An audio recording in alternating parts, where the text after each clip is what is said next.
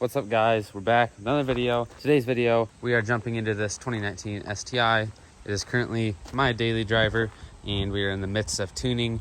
We are having some issues with some detonation that we don't actually think is detonation. So false detonation, super low RPM, super low load, but it's kind of messing up our tuning. So I'm going to dig into that, see if the knock sensors may be loose or try and figure out another issue with that.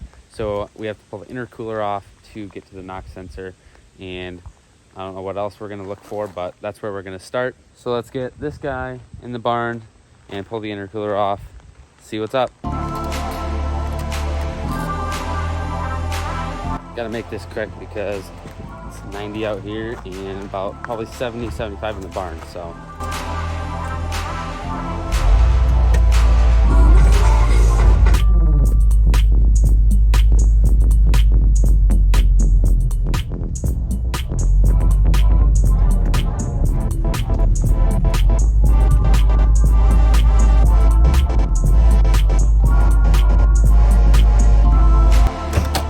now, I don't believe I can get to the knock sensor without pulling the intercooler off, but let's take a look.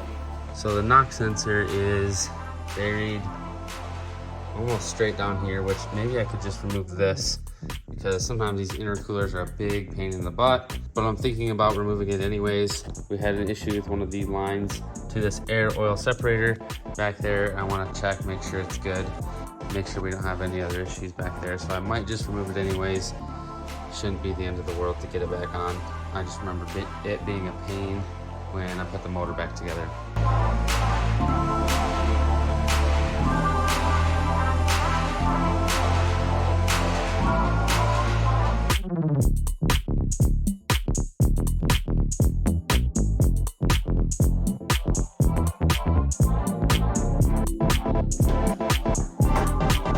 Knock sensor on these STIs is kind of tucked back here, hard to see, but I'm gonna see if it's loose and I'll let you guys know.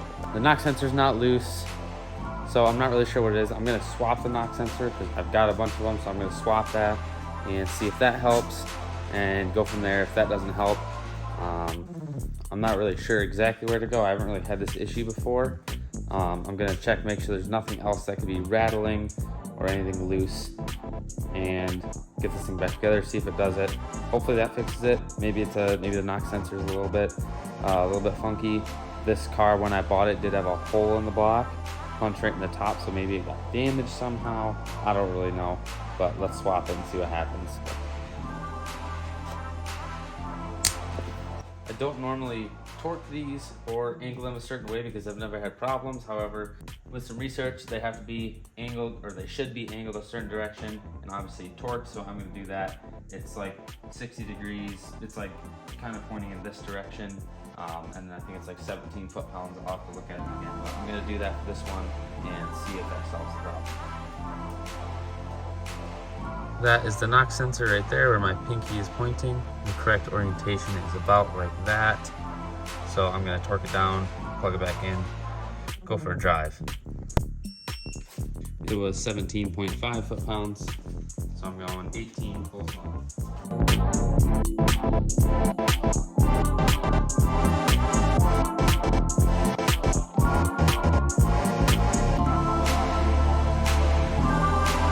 Is it really a Subaru if you don't check your oil all the time?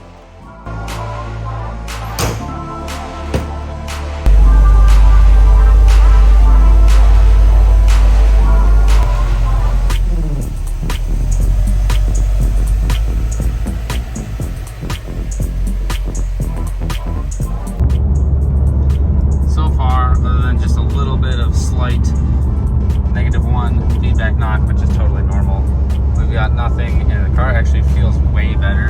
So either the knock sensor or the orientation was the problem. I believe so. I think we solved our problem. Here's one of my favorite places to be, the golf course. Of the few that watch my videos, if any of you are golfers, drop a comment down below. I like to golf.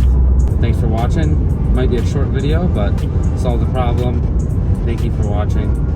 If you can subscribe and like the video, it's greatly appreciated and it helps me out. And I hope guys in the next